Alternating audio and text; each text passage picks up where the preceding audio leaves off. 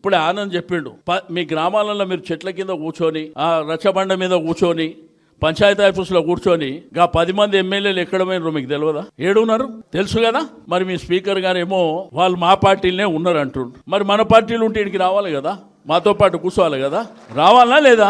మరి మన పార్టీలు ఉన్నాడు మేము కూర్చున్న వేదిక మీద కూర్చొని మాట్లాడాలి కదా. చెప్పేటోనికి ఏమన్నా సిగ్గను ఉన్నదా? తీసుకున్నాడేమో నా పిల్లలు కాదంటుండు, పోయినాడేమో ఆయనకి పుట్టిన పిల్లలే నా పిల్లలు కాదని వీడు అంటుండు. అరే ఇప్పుడు మనిషి జీవితంలో బతకొచ్చు. ఇప్పుడు నేను కూడా 2014లో తెలుగుదేశం పార్టీలో గెలిచిన, నేను కూడా కేసీఆర్ పార్టీలో చేరినప్పుడు నేను ధైర్యంగా చెప్పిన 2 రాష్ట్రాలు అయిపోయినాయిరా నాయన, కాబట్టి మా రాష్ట్రం మేము అభివృద్ధి చేసుకుంటామని చెప్పి జాయిన్ అయినా.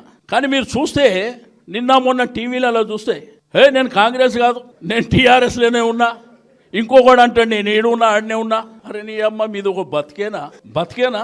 మనోళ్ళు అంటారు కదా ఈ బతికే బదులు బాయిలో పడి జావుండ్రా బిడ్డ అని.